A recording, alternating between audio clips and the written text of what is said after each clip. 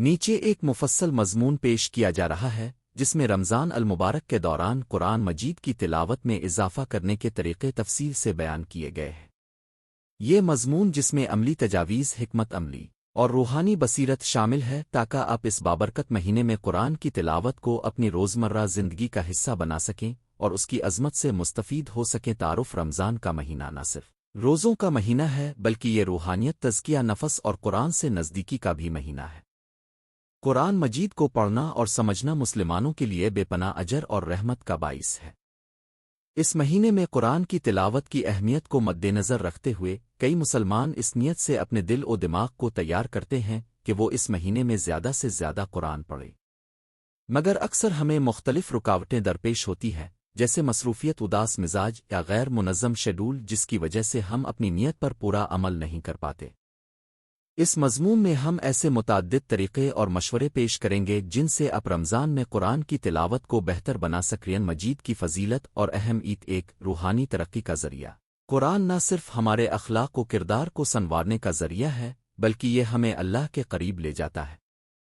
قرآن کی تلاوت سے دل کی تسکین اور ذہنی سکون حاصل ہوتا ہے۔ دو، ہدایات اور نصیحت۔ قرآن میں زندگی گزارنے کے اصول، معاشرتی قوانین اور روحانی رہنمائی موجود ہے۔ اس کی تعلیمات ہمیں درست راستے پر گامزن کرتی ہیں۔ تین، رمضان کی برکتیں۔ رمضان میں قرآن کی تلاوت کا اجر ہزاروں گنا بڑھ جاتا ہے۔ حضور نے فرمایا کہ رمضان میں قرآن کی تلاوت کرنے والے افراد کو خصوصی انعامات اور بخشش ملتی ہے۔ منصوبہ بندی اور نظم و ضبط۔ قرآن کی تلاوت کو معمول بنانے کے لیے ایک منظم منصوبہ بندی ضروری ہے۔ اس کے لیے چند بنیادی نکات درج ذیل ہیں۔ ایک، روزانہ کا شیڈول مرتب کریں۔ وقت کا تعین: روزانہ ایک مخصوص وقت مخصوص کریں جب آپ قرآن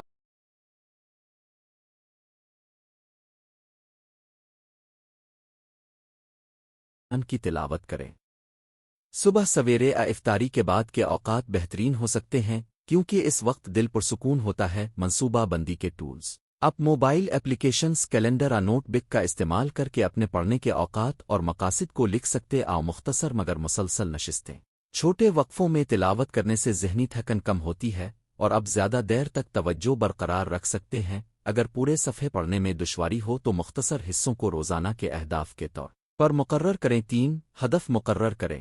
اپنے لیے روزانہ ہفتہ وار قرآن کے آیات صورتوں کا ہدف مقرر کریں۔ یہ ہدف حقیقت پسندانہ ہونا چاہیے تاکہ آپ اس کو حاصل کرنے کے قابل رہیں۔ چار، مستقل مزاجی۔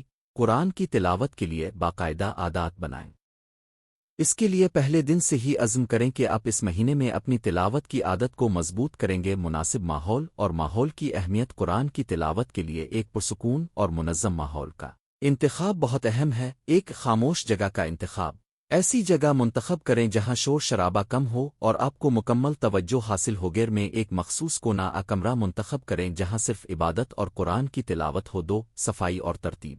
اپنے عبادتی مقام کو صاف اور منظم رکھیں۔ ایک خوبصورت قالین مساجد کے سجائے گئے کونے میں بیٹھنا آپ کی روحانی کیفیت میں اضافہ کر سکتا ہے۔ تین، آلات اور وسائل۔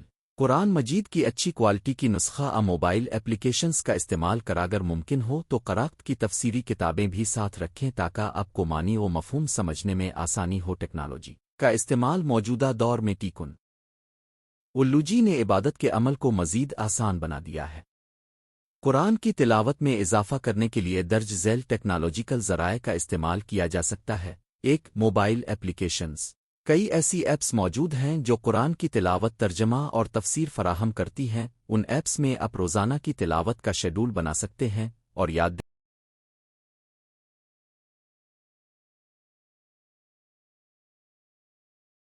دہانی سیٹ کر سکتے ہیں۔ دو، آن لائن لیکچرز اور ویڈیوز۔ علماء اور معزز قرآ کی ویڈیوز دیکھ کر تلاوت کی صحیح تجوید اور ادائیگی کا انداز سیکھ سکتے ہیں۔ ان ویڈیوز سے آپ کو روحانی تقویت اور صحیح تلفظ کی رہنمائی بھی ملتی ہے۔ تین، آڈیو قرآن۔ قرآن کو سن کر بھی بہت فوائد حاصل کیے جا سکتے ہیں۔ آڈیو قرآن کی مدد سے آپ سفر کے دوران دیگر کاموں میں بھی قرآن کی تلاوت کا لطف اٹھا سکتے ہیں۔ چار، ڈیجیٹل یاد دہانی۔ موبائل کمپیوٹر پر یاد دہانی ایپلیکیشن سیٹ کریں تاکہ آپ کو ہر وقت قرآن پڑھنے کا احساس ہو۔ دوستوں ہے اور خاندان کا تعاون۔ قرآن کی تلاوت میں اضافہ کرنے کے لیے اپنے دوستوں اور خاندان والوں کا ساتھ لینا بھی بے حد مفید ثابت ہو سکتا ہے۔ ایک گروپ میں تلاوت خاندان دوستوں کے ساتھ مل کر قرآن کی تلاوت کرنے سے نہ صرف ایک دوسرے کا حوصلہ بڑھتا ہے بلکہ ایک ساتھ عبادت کا ماحول بھی پیدا ہوتا ہے۔ اگر ممکن ہو تو گھر میں مسجد میں گروپ میں قرآن پڑھنے کا اہتمام کریں۔ دو مقاصد کا اشتراک اپنے مقاصد اور اہداف کو اپنے عزیزوں کے ساتھ شیئر کریں، ایک دوسرے کی پیش رفت پر نظر رکھیں اور مثبت حوصلہ افزائی کریں۔ تین مشترکہ منصوبہ بندی ایک ساتھ بیٹھ کر روزانہ ہفتہ وار مقاصد طے کریں اور ایک دوسرے سے سیکھیں کہ کس طرح اپنی تلاوت میں بہتری لائی جا سکتی ہے۔ روحانی عزم اور نیت کی تجدید قرآن کی تلاوت صرف کلمات کی تکرار نہیں بلکہ اللہ کے کلام سے روحانی تعلق کا ذریعہ ہے۔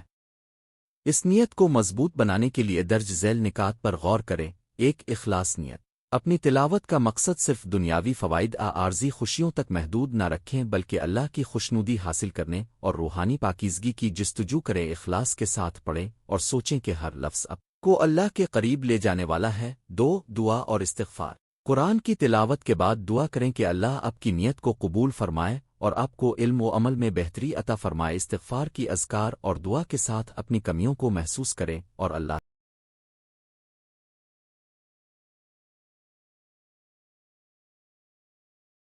سے معافی مانگی۔ تین روحانی کتابیں اور تقاریر قرآن کی تلاوت کے ساتھ ساتھ علماء کی تقاریر اور روحانی کتابوں کا مطالعہ بھی کریں تاکہ آپ کی فہم اور بصیرت میں اضافہ ہو۔ چار تفکر اور تدبر ہر آیت پر کچھ لمحے ٹھہر کر غور کریں اور اس کا معنی سمجھنے کی کوشش کریں۔ قرآن کی تلاوت کو صرف زبانی مشق نہ سمجھیں بلکہ اس کے پیغام کو اپنے دل و دماغ میں بسا لیں۔ روزانہ کی منصوبہ بندی اور عادات اگر آپ کو روزانہ قرآن پڑھنے میں مستقل مزاجی پیدا کرنی ہے تو منظم منصوبہ بندی کی بہت اہمیت ہے۔ ایک روزانہ کی عادات ہر دن ایک مخصوص حصہ پڑھنے کا ہدف مقرر کریں۔ مثلاً آپ فیصلہ کر سکتے ہیں کہ روزانہ ایک پارہ چند صفحات پڑھیں اور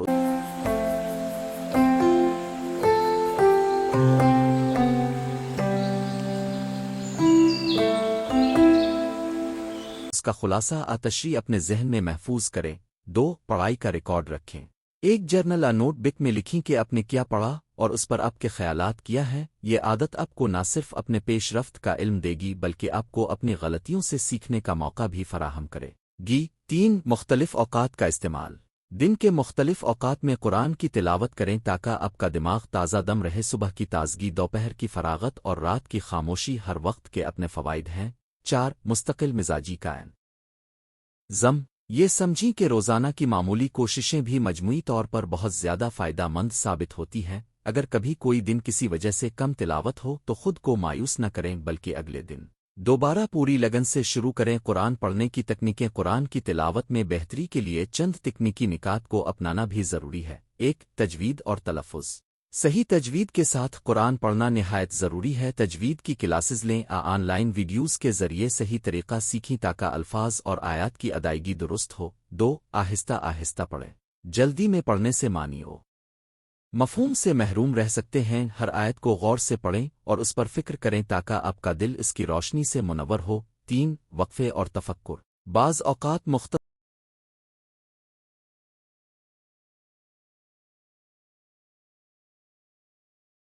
وقفے لیں اور سوچیں کہ آیت کا پیغام آپ کی زندگی میں کیسے لاگو ہو سکتا ہے۔ وقفے سے آپ کا ذہن تازہ ہو جاتا ہے اور تلاوت کا اثر زیادہ گہرا ہوتا ہے۔ چار تفسیر اور تشریح اگر کسی آیت کا مفہوم سمجھنے میں دشواری ہو تو معتبر تفسیر کی کتابوں علماء کی تشریحات کا مطالعہ کرنے سے آپ کی سمجھ بوجھ میں اضافہ ہوگا اور تلاوت میں دلچسپی بھی برقرار رہے گی۔ قرآن کو روزمرہ زندگی کا حصہ بنانا قرآن کی تلاوت کو صرف عبادت کے وقت محدود نہ رکھیں بلکہ اسے اپنی روزمرہ زندگی میں شامل کریں۔ ایک دن بھر کی یاد دہانی موبائل گھڑی میں یاد دہانی سیٹ کریں کہ دن کے مختلف حصوں میں قرآن کی آیات پر غور کریں۔ سفر، کام دیگر مصروفیات کے دوران قرآن کی آیات کی تکرار آپ کو روحانی سکون فراہم کر سکتی ہے۔ دو قرآن سے متعلق گفتگو دوستوں اور خاندان کے ساتھ قرآن کے پیغام پر گفتگو کریں، اس سے نہ صرف آپ کی فہم میں اضافہ ہوگا بلکہ ایک دوسرے کی حوصلہ افزائی بھی ہوگی۔ تین قرآنی قصص اور کہانیاں قرآن میں مذکور قصص اور قصے پڑھیں اور ان سے اپنی زندگی کے لیے سبق اخذ کریں۔ ان کہانیوں سے آپ کو نہ صرف تاریخ کا علم حاصل ہوگا بلکہ اخلاقی اصولوں کی بھی گہرائی سمجھ میں آئے گی۔ چار عملی مشق قرآن کی تلاوت کے بعد اس کے پیغام پر عمل کرنے کی کوشش کریں۔ اگر آپ قرآن کو اپنی زندگی کا حصہ بنا لیں گے تو یہ آپ کی شخصیت اور اخلاق پر مثبت اثر ڈالے گا۔ حوصلہ افزائی اور مسلسل بہتری رمضان کے دوران قرآن کی تلاوت میں اضافہ کرنے کے لیے حوصلہ افزائی کا کردار بہت اہم ہے۔ ایک، انعامات اور ترغیب۔ اپنے آپ کو چھوٹے انعامات دیں جب بھی آپ کوئی ہدف حاصل کریں۔ یہ انعامات مادی بھی ہو سکتے ہیں اور روحانی بھی، مثلاً اپنی پسندیدہ دعا، ذاتی وقت۔ دو، روحانی ساتھی۔ ایسے افراد کے ساتھ وقت گزاریں جو قرآن کی تلاوت کو اہمیت دیتے ہوہان سے بات چیت اور تجربات بانٹنے سے آپ کو مزید تحریک ملے گی۔ تین، اپنی کامیابیوں کا جائزہ۔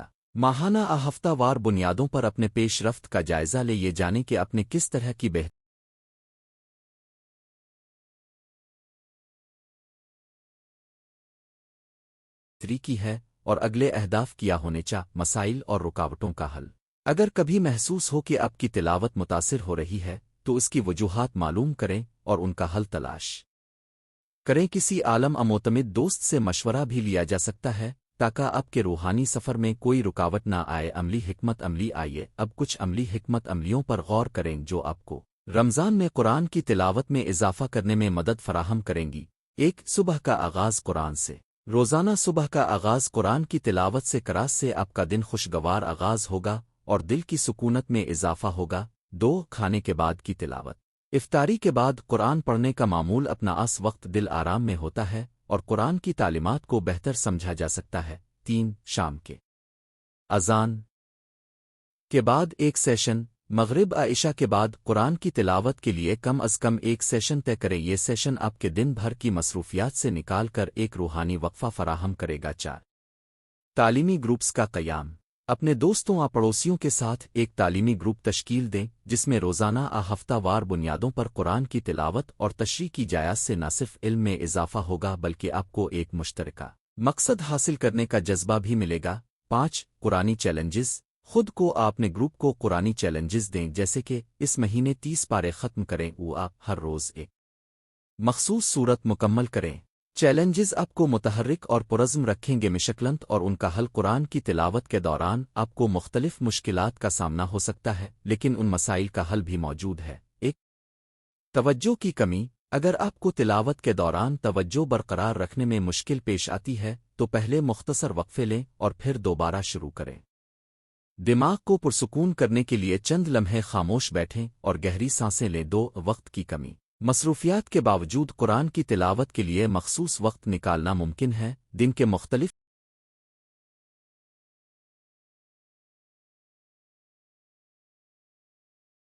حصوں میں مختصر وقفوں کی تلاوت آپ کو مجموعی طور پر مدد فراہم کرے گی۔ تین، غیر منظم شیڈول۔ روزانہ کی منصوبہ بندی اور شیڈول بنانے سے غیر منظم ہونے سے بچا جا سکتا ہے۔ ایک نوٹ بک ایپ کے ذریعے اپنے اہداف اور کامیابیوں کو لکھتے رہیں۔ چار، حوصلہ شکنی۔ اگر کسی دن آپ کی تلاوت متوقع حد تک نہیں ہو پاتی تو خود کو ملامت نہ کریں بلکہ اگلے دن سے دوبارہ پوری لگن سے شروع کریں۔ اپنے اندر موجود عزم کو تازہ کرنے کے لیے دعا اور مراقبہ کا سہارا۔ روحان فوائد اور نفسیاتی اثرات۔ قرآن کی تلاوت کے مسلسل معمولات نہ صرف روحانی فوائد فراہم کرتے ہیں بلکہ نفسیاتی طور پر بھی انسان کو مضبوط بناتے ہیں۔ ایک، ذہنی سکون۔